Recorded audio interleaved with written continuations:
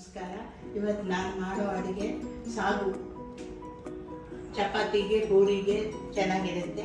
ಖಾರ ಜಾಸ್ತಿ ಇರಲ್ಲ, ಮಸಾಲನೂ ಹಾಕಲ್ಲ ಅಷ್ಟು. ಬೇಕಾಗಿರೋದು ಇಂಗ್ರೀಡಿಯೆಂಟ್ಸ್: ಶುಂಠಿ, ಗಸಗಸೆ, ಹಸಿ ಕೊಬ್ಬರಿ, ಹುರಿಗಡ್ಲೆ, ಪುದೀನ, ಜೀರಿಗೆ, ಮೆಣಸಿನ್ಕಾಯಿ, ಉಪ್ಪು,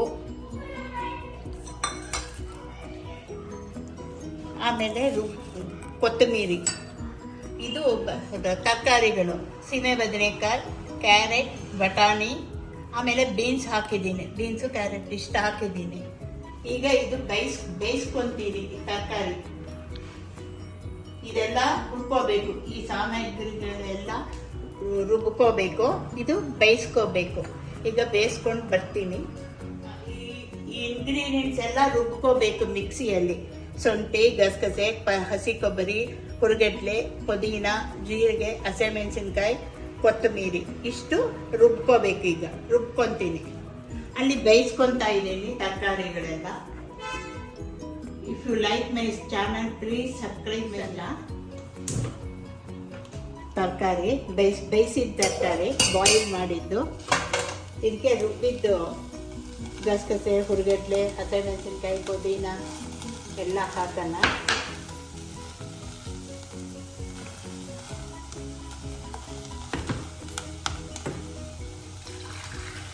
ಸ್ವಲ್ಪ ನೀರು ಹಾಕಿ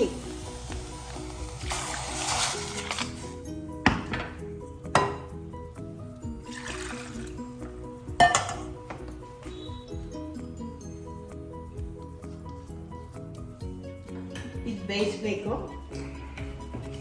ಚೆನ್ನಾಗಿ ಬೇಯಿಸ್ಬೇಕು.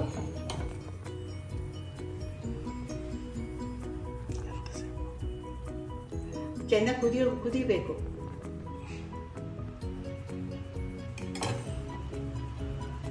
ಕುದೀತಾ ಇದೆ. ಇಲ್ಲಿ ಒಗ್ಗರಣೆ ಹಾಕೊಳ್ಳೋಣ. ಸ್ವಲ್ಪ ಎಣ್ಣೆ,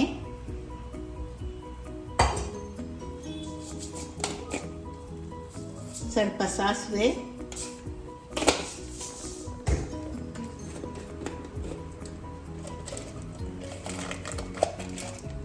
ಸ್ವಲ್ಪ ಇಂಗು,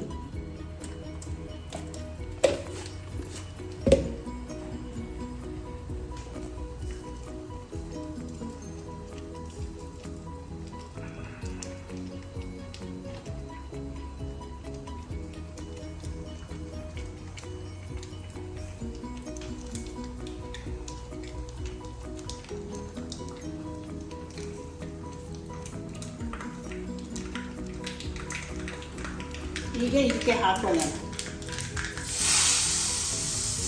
ಆಗೋಯ್ತು. ಇಷ್ಟೇ ಸಾಗು. ಪೂರಿಗೆ, ಚಪಾತಿಗೆ, ದೋಸೆಗೆ ಚೆನ್ನಾಗಿರುತ್ತೆ. ಹೀಗಿರುತ್ತೆ. ಈಗ ಮಾಡ್ಕೋಬೇಕು.